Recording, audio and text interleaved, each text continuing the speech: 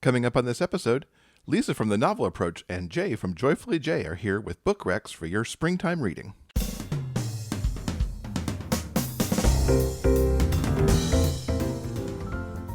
Welcome to episode 298 of the Big Gay Fiction Podcast, the show for avid readers and passionate fans of gay romance fiction.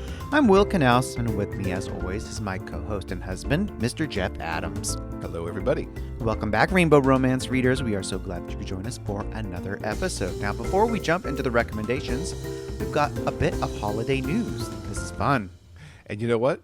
We aren't going to talk about Easter, which is just around the corner. We're going to be jumping forward into our favorite time of year, Christmas. So after 3 LGBTQ Christmas movies last season, with Lifetime's The Christmas Setup, Paramount Network's Dashing in December, and Hulu's Happiest Season, Netflix announced this past week that it is going to be giving us the gift of a gay romance this coming holiday season. Now let's talk about this amazing cast that they have lined up for a movie called Single All the Way. You've got Ugly Betty's Michael Urie, Hallmark Channel Christmas movie star Luke McFarlane, Schitt's Creek star Jennifer Robertson, and for those of you who don't recognize the name, she played Jocelyn. We've got Barry Bostwick, Kathy Najimy, and Jennifer Coolidge. Oh my God. Now, the plot that they're going to do here also happens to be one of our very favorite things. We're going to have the fake relationship. Now, it seems Peter, who's going to be played by Michael Urie, wants to avoid his family's judgment over his continued single life. So, of course, he convinces his best friend to come home with him for Christmas. However, his mom has already planned to set him up with a blind date with James, who will be played by Luke McFarlane. I can't wait to see this. This cast list is amazing. Netflix does good Christmas movies already, so, it's only 9 months until Christmas. So let's just hurry up and get there already. Before we get to the book recommendations from Jay and Lisa, let's take a moment to hear from Franny and Sophie from Girls Like Us, which is another show in the Frolic Podcast Network. Hey guys, I'm Franny. And I'm Sophie. And we're the hosts of Girls Like Us. On the Frolic Podcast Network, you can check us out every Monday asking the question, what does a degree in literature get you? With The Answer, a podcast about children's books. We cover The Click, Pretty Little Liars, and just random YA books sent to us by listeners. New episodes come out every Monday. Bye!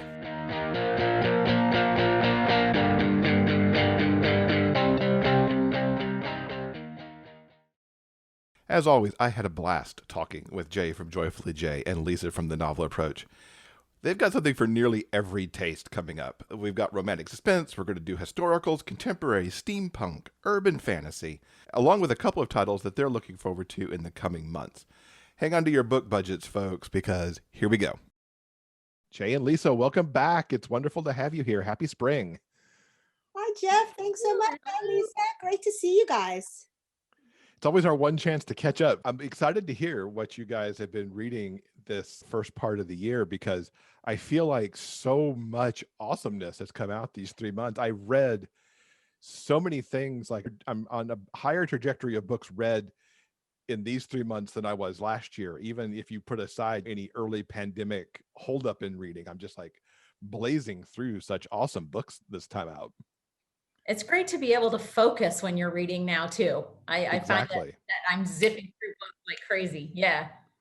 So Jay, we'll kick it off with you. What's top of your list? Sure. Okay. So I tried this time to come up with authors that I don't always talk about because I realized looking back, I tend to focus on the same authors or a lot of the same authors over and over again. So I stretched a little bit here beyond some of the people that I talk about all the time. And so the first book I want to talk about is called The Night of by Tal Bauer. Yeah. So Tal writes unbelievable romantic suspense and tends to write really long series, the Executive Office, Executive Power series, and then some really great, in fact, I might have talked about this way back when, about the book that talked about Afghan War, 9/11, CIA agent Hush, which is a super long book. But recently, Tal's put out a couple of shorter suspense stories. So good if you want to get a feel for the writing.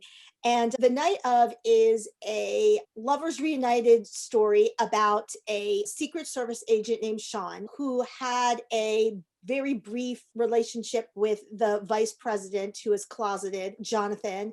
And we know from the start that something went bad, but we don't know what. So they have really separated, and Sean has taken a way back seat in terms of Secret Service role. And they are at Camp David for a big summit. And the president dies by gunshot in his cabin, supposedly all alone. So the mystery here is both how did he get access to a gun, or how did somebody get access to a gun there? Everybody believes the president killed himself, but Jonathan, the vice president, who's his best friend, said absolutely not. And he has reason to believe that it was murder. And because they know the nature of the job, they were in Camp David. It's such a high security area that chances are somebody on the inside was involved in some way. They really have to, the two of them, figure this out together without involving a lot of other people who may be the bad guys in disguise. So it's a really fun mystery suspense, the whole case about how they figure out what happened and how the president died and who was behind it all. And then also an interesting romance between the two of them as you slowly learn what happened between them this year ago, and then see them, of course, find their way back to each other. So a lot of fun romantic suspense and a fun inside the White House, inside the Secret Service type situation that I really liked. That sounds a lot of fun. And I think you've both talked about Tal over time between our segments too. Tal is an author I need to read a lot more of. I've loved, everything that he's written that I've read. I own so many of his books, but you know how that is.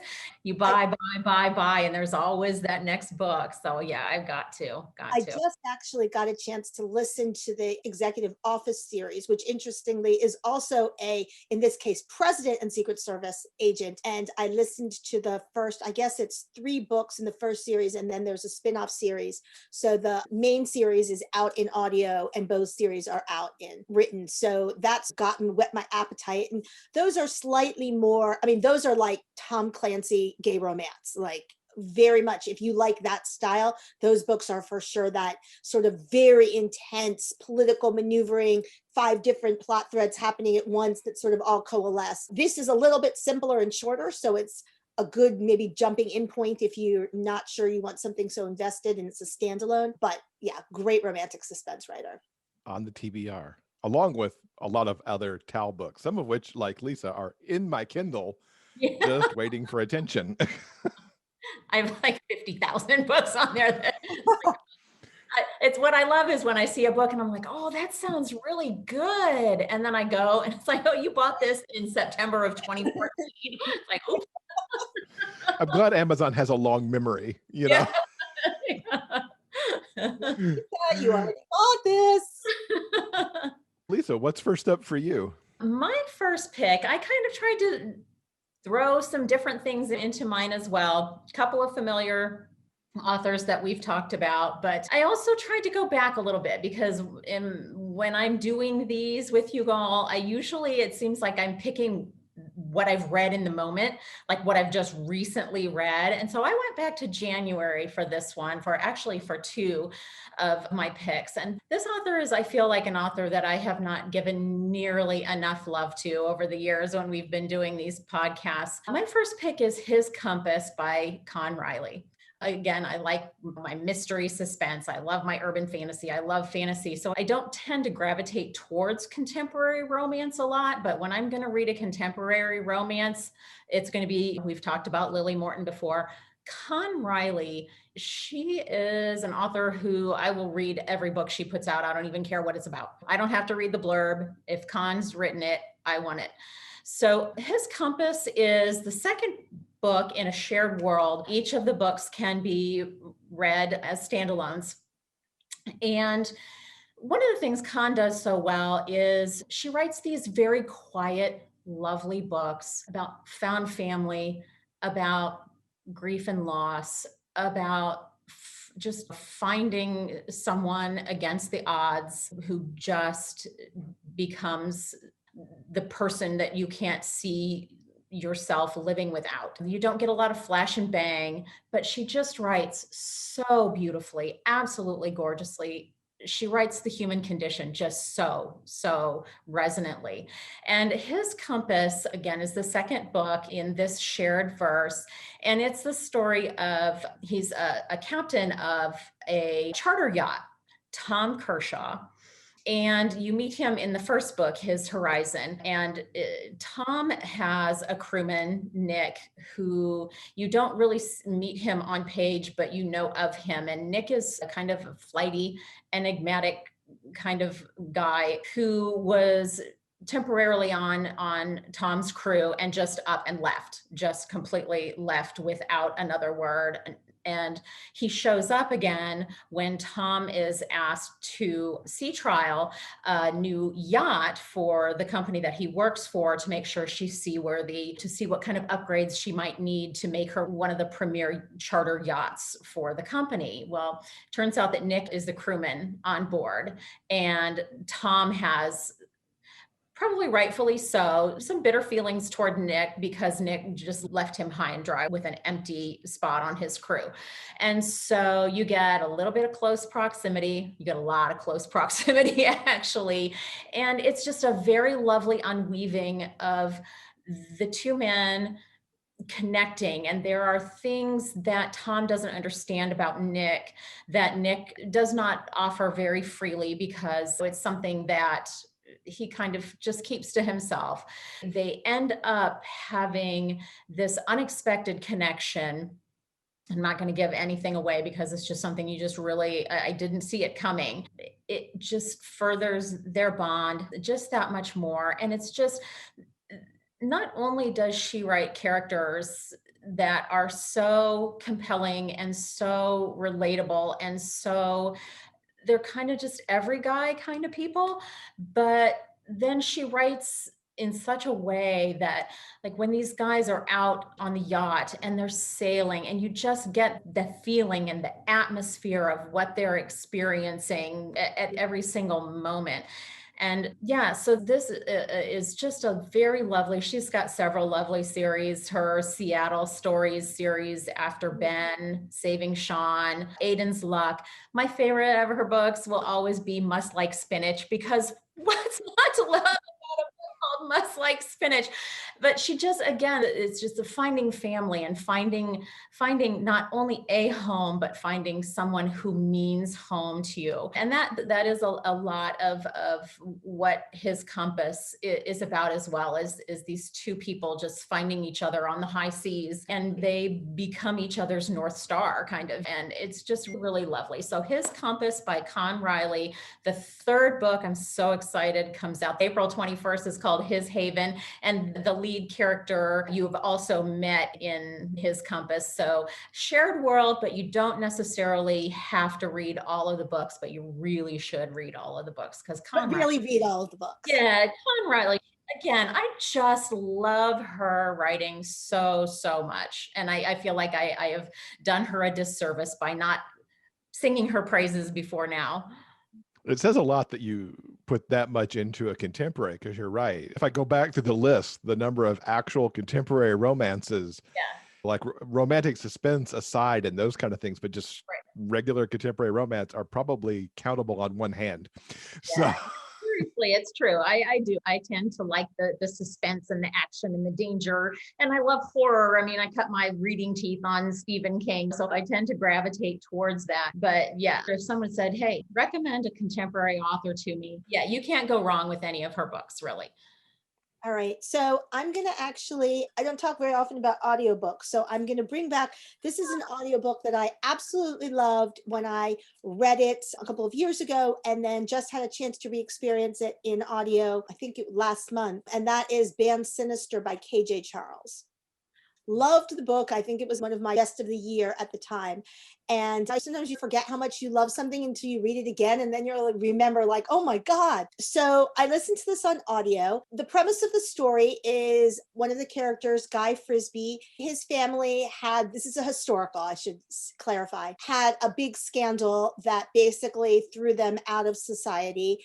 And as a result, he and his sister Amanda now live in a small village, pretty much at the mercy of a wealthy aunt who supports them because Amanda has been shamed and he is not able to get additional work. And she says to them, you need to hide out here in the corner and don't let anybody see you because you're an embarrassment. But for the sake of my sister, I'll support you. So Amanda has written this Gothic novel that is loosely based on their very well-known neighbor, Lord Philip Rookwood. But what is interesting is that it's Philip's brother and Guy's mother that had this big scandal. So the families are very much feuding. And Philip is part of what they call a group that's called the Murder, which is a group of scandalous artists, philosophers, political thinkers, people of different race and religion that society generally thinks are all inappropriate and they don't really much care what society thinks of them, and have this very close friendship, but that it has this very scandalous reputation. So Amanda's very intrigued, and she writes this Gothic novel where this Philip character is the villain, and she falls off of her horse and severely breaks her leg on Philip's property. And so they have no choice but to stay there. And so Guy, of course, has to come with her because otherwise she's a woman alone with a man in their house. So that's the setup, which is a little complex. But what the bottom line is, it gives Guy not only exposure to Philip and to ease this feud and to get to know each other and fall in love, but it also sets up sort of the exposure of Guy to the world outside his very insular life. And he's very much, you follow the rules, and what people think of you is very important because he grew up under this big shadow of scandals. So he's very concerned with others' impressions of him and living this regimented life, but this life is killing him because he can't do anything that he wants and go where he wants. And again, under the mercy of this aunt. And Philip and his friends are this sort of, like I said, this group that doesn't really care much what society thinks. And through his association with Philip, Guy suddenly comes into his own and claims the life he wants and gets all of these new ideas about science and medicine and all these things that they're talking about, and starts out this shy, sheltered virgin, and lo and behold, that doesn't last long, and had never really even thought about the idea that he could be with a man, although secret thoughts, but not realistic thoughts. So the story is great and romantic and sexy and just really fascinating to read about people who were considered on the fringe, who believed in geology and the earth was formed instead of created by God, and just all of these concepts that were like heresy at the time. But then the audio by Cornell Collins, I think, really adds a lot to it, because one of the really fun parts of the book is seeing the way the members of the Murder interact. And they have this banter and this irreverence around each other. They challenge each other. They speak out. They interrupt each other. And he does such a great job. Characters from different countries. So there's lots of accents and people who are talking over each other and around each other. And he really captures that well, which is a lot of fun, as well as being able to do a good job with Amanda, which is not always easy to have a major side character who's a woman. So I really thought, I loved the book the first time, but I really thought that the audio was very well done and really enhanced the story. And if you like historicals, I would say for sure this is one to grab, because it's just a great story. And like I said, romantic and sexy, but also just a really interesting. KJ Charles always gives such a good picture of like the politics and the setting and the life that's going on at the time. And definitely in this book, you get that sense too of what is considered societal norms and what's outside of that, and how those two things are playing in this story. Yeah, Will's having a year of historicals, as he's calling it, to really kind of get back into historical fiction more than he's been.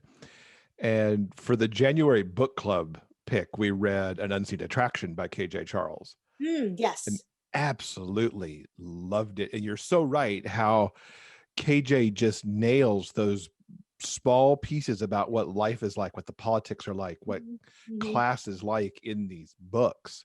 Yes. It was such a good story. I want to read more in that series because I love those characters. The whole series is great. Yeah. But I also want to move into other books as well, because each one of them seems to have their own little interesting thing that just wants to pull me into them. And I think there's certainly more on Will's list from KJ as well. I started years ago with the Magpie series, which still is one of my all-time favorites, which is a paranormal historical and features the same three characters, but I've loved everything. You know, and in fact, I may have talked about the Robin Hood. Did I talk about that last time?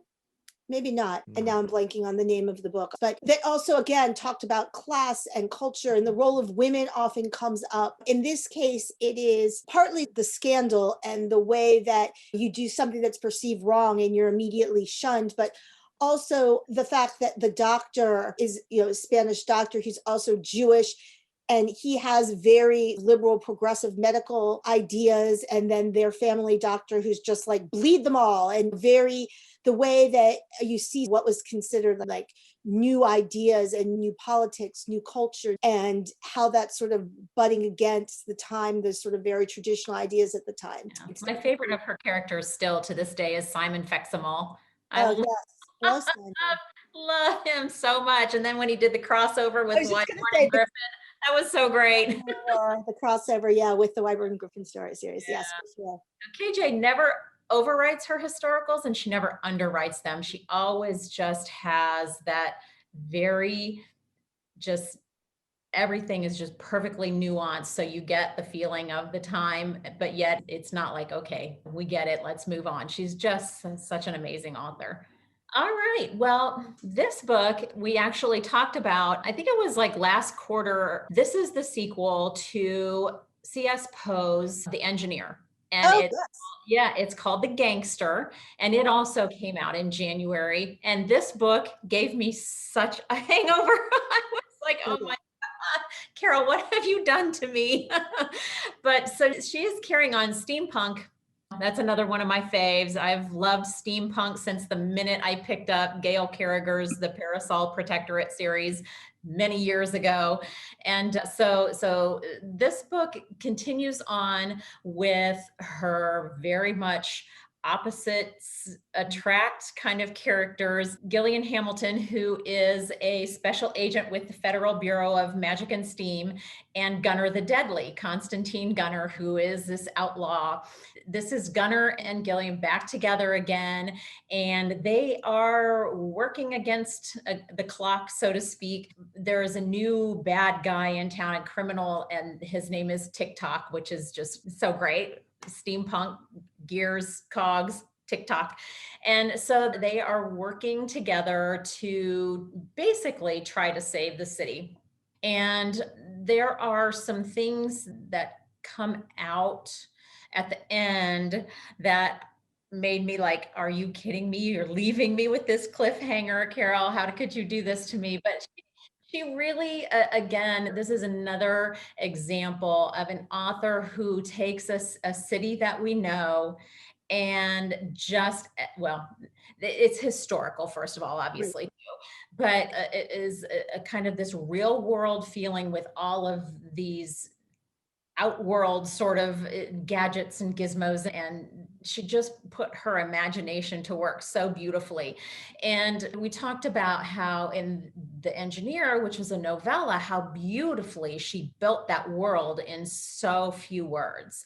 And she really continues to just build on that in this book. And it's suspenseful. It's got just danger and tons of action, and her action scenes where, again, I don't want to spoil anything, but catastrophic things are happening and you just get so sucked in, and my heart was racing and I couldn't turn the pages fast enough.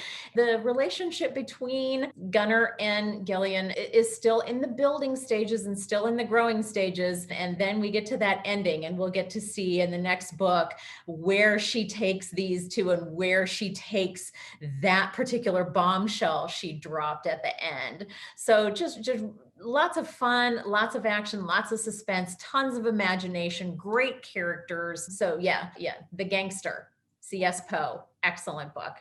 Yeah, I think I talked about The Engineer on the podcast, and I continue to just love the two of them together. I mean, as much as I agree, like that the the suspense and the setting and everything, they're dynamic. I don't know, for whatever reason, like I just completely fell in love with them together. And I'm so into this dynamic that they have with each other. I love the way they work together. I love their relationship. I'm like so invested in them. Yeah. It's not like the black hat, white hat, old Western kind of good guy, bad guy thing, but Gunnar kind of has that old Western kind of, not villain, but he's the kind of dark horse, whatever you want to call him. And then you've got Gillian, who is an officer of the law, and how they've come together is just really great. Yeah, yeah.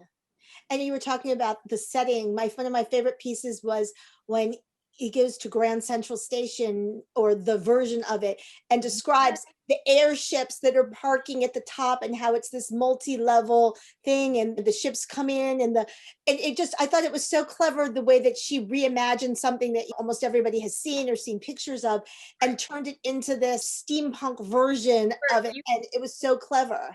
You can picture the levels of platforms and with the ships airships that coming are parked and docked at the different levels of the platforms. That was brilliant. Yeah, I agree. That was so great.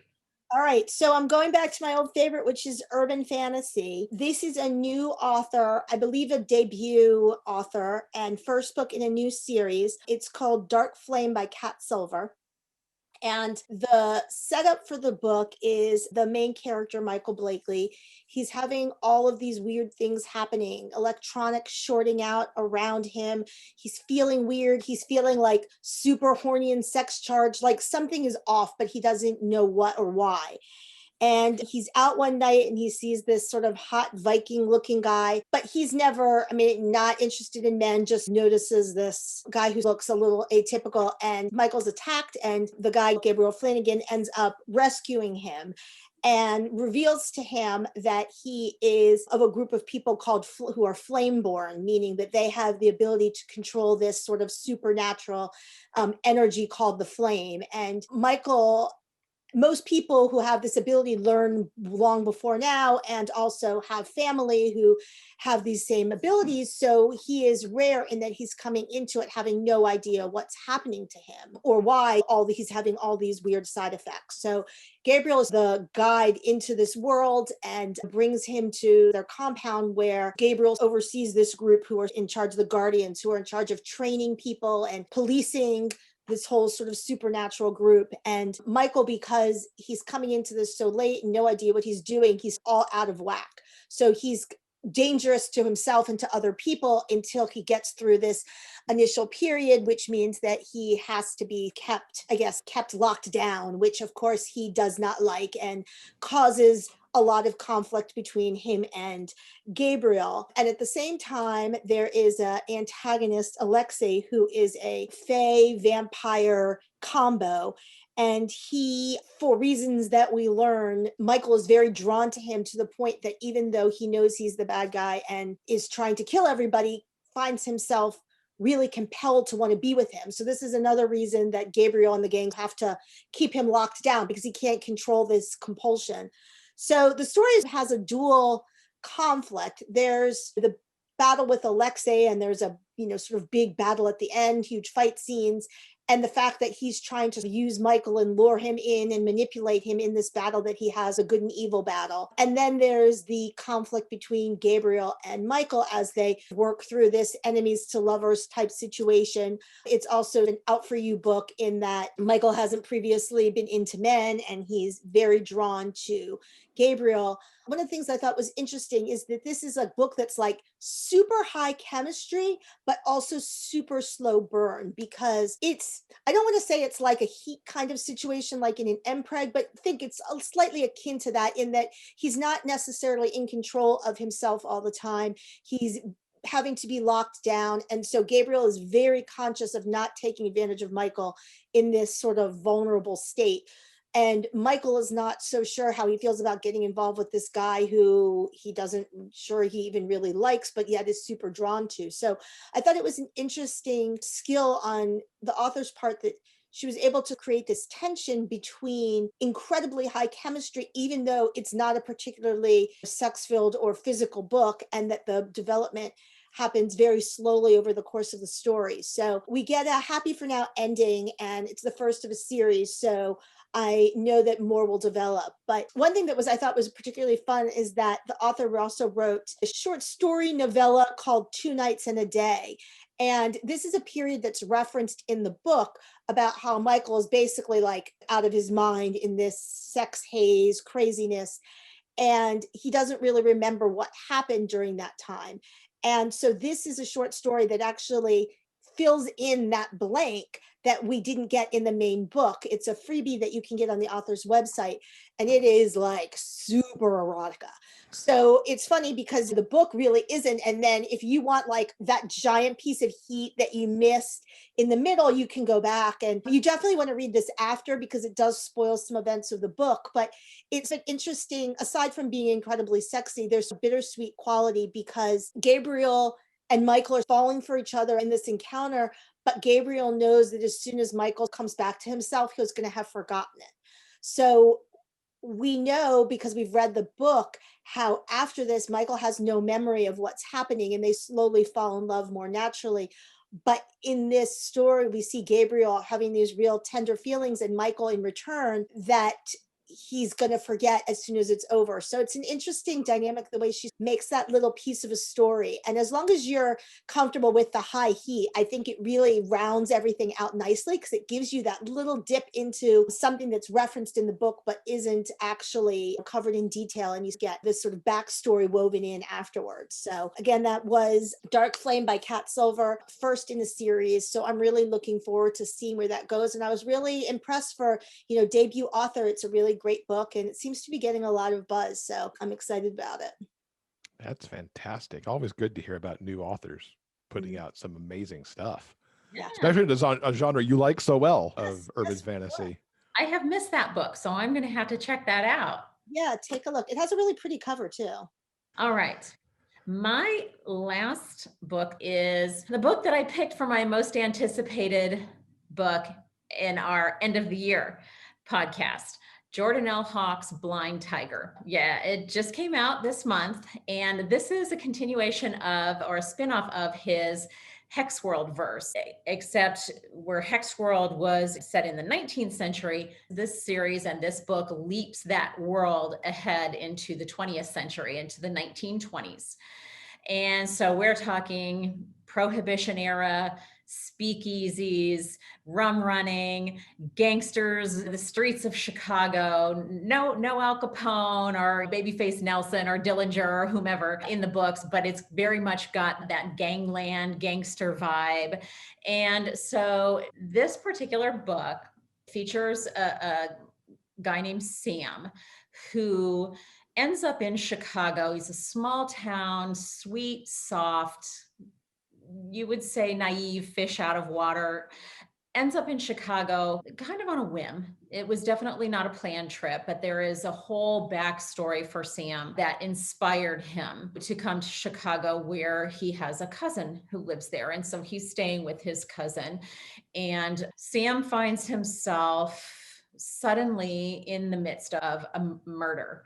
And he has gone to a speakeasy called the Pride, and he encounters a family, the Gotti family, who owns and operates the speakeasy. And Alistair is a cheetah familiar who recognizes Sam as his witch. Well, Sam has no idea he's a witch because he's never tested to be a witch. It was something that was very much forbidden in his family life in this small little Illinois town, and his parents never show up on page, but they're just absolutely hideous, odious people, and I hated them, and they never even were on the page. So go Jordan for making that happen.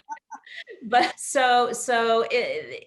Alistair is, I might say, a survivor of World War I. He came home not unscarred. He has some post-traumatic, what they called shell shock back then, but what we know now is post-traumatic stress.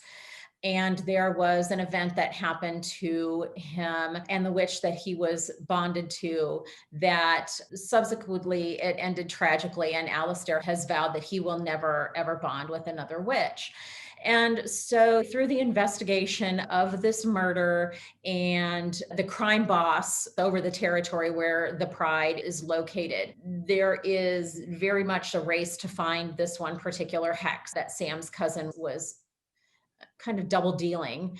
And so there's brewing gang war getting ready to start. And the relationship between Alistair and Sam is not an easy one because of Alistair's post-trauma and Sam being kind of just so naive. And you don't see him as a strong person at the beginning, but then you suddenly see this spine of steel emerging when he finally finds this place where he feels like he's fitting in for the first time in his life. Jordan, his atmosphere in his books, the settings are just always such a big part of, almost a character in his books. And he does that with Chicago in the 1920s, just so beautifully, just kind of draws you into what it must have been like back then with gangsters driving down the street and spraying Tommy gun fire in this brewing gang war. And it just, I was anticipating this book. I had no doubt that he was going to wow me with it, and he absolutely did. He absolutely did. So Blind Tiger, Jordan L. Hawk, he really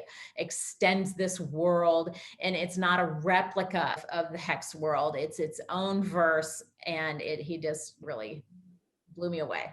Great book.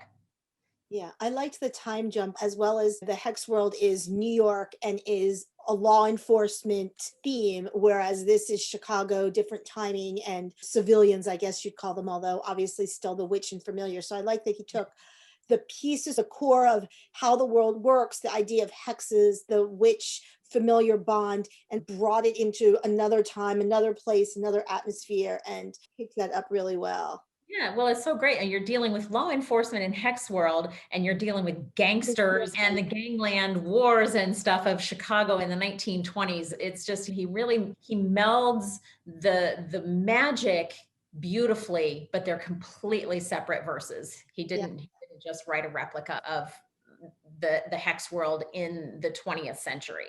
Great book. I need to read that. Because I've been, not only do I love the cover, I think the cover is gorgeous. Yeah, but absolutely. setting it in Chicago in the Roaring 20s just interests me quite a lot, to see a spin of magic and witches and stuff. So as we head towards wrapping up, let's talk a little bit about something that you're excited that's coming in the next few months. Jay, what's on your radar? So I'm looking forward to Silent Night by Layla Reyne. This is the 5th book in her in her Fog City series. The first 3 books, this is a law enforcement assassin trilogy, the first 3 books, and they feature the same couple throughout. And then that series finished up maybe a year or so ago, and then Layla's added 2 new books, Queen's Ransom, which just came out a little bit ago, which features Hawes's sister Helena and her love interest. This is a lesbian female story. And then now Hawes's brother Holt. The 3 siblings are really the core of the series and the relationship they have there. They're an assassin family, and they run an assassin business. And Holt is the techie, and he has gone through a lot of trauma, which I won't spoil in the event that you haven't read the first 3 books. We learn a lot about Holt's background, and he is paired with Kane, who we learn over time, the 2 of them have been friends for years. And Kane is a police officer in the city, and they don't really run afoul. He looks the other way at a lot of the things the Madigans are doing, and they have definitely a working relationship with him. But then as we learn, Holt and Kane have a past. And in Queen's Ransom, we actually do get even a little bit more of a tease. We can see both of these guys are upset, and something clearly has happened between them in the subsequent time between the 3rd and the 4th book. So I'm really excited for the 5th story to see. These are characters we've been following all along, and we've definitely been teased that something happened, and finding out exactly what that is. So I'm really excited for that. It comes out May 3rd, and that's Silent Night by Layla Reyne in the Fog City series. I cannot wait. Oh my God. Yeah. I loved Queen's Ransom. I reviewed that back in episode 294. because I loved Helena for so many reasons, and I was glad to get her story. But Holtz, I've been waiting for since the beginning because he's always been an intriguing character. And then with what went down in the original trilogy, if you haven't read that, everybody go read it. I needed to see him come out on the other side. Yes, for sure. So I am so eager to get my hands on that book. Yes. Lisa, what's on your anticipation list? All right. Well, I chose a book called All Fired Up. And you're familiar? Yeah. I have it sitting in my TBR right now. I have it as well. So Jenn Burke wrote an urban fantasy series called Not Dead Yet.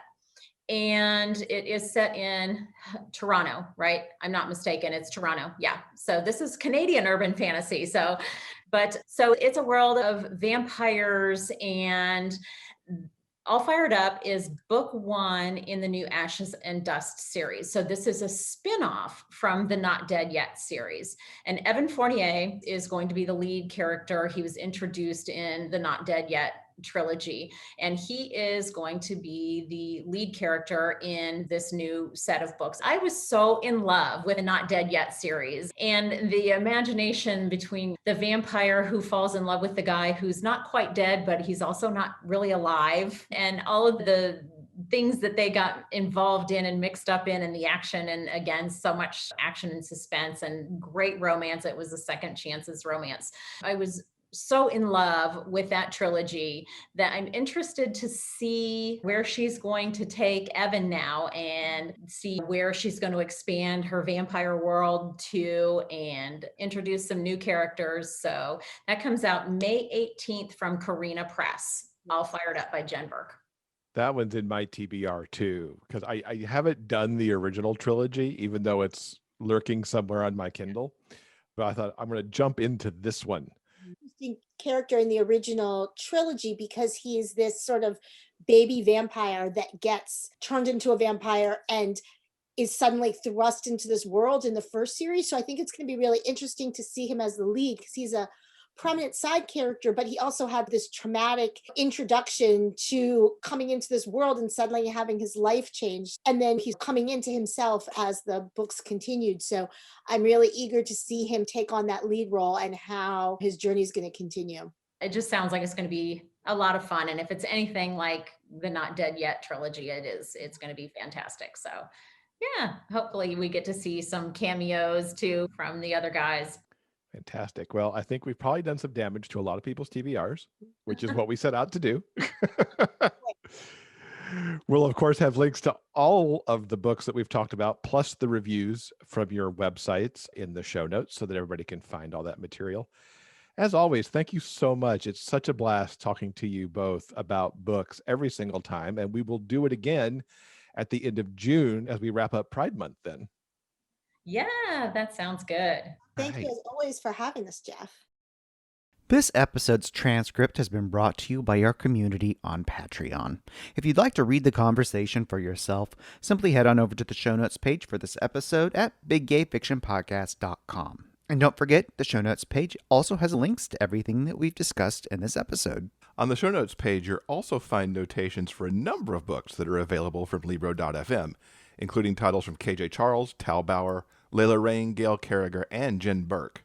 When you get an audiobook from Libro.fm, you're supporting a local bookstore of your choice, so we'll hope you'll give them a try. The Libro.fm app is super easy to use.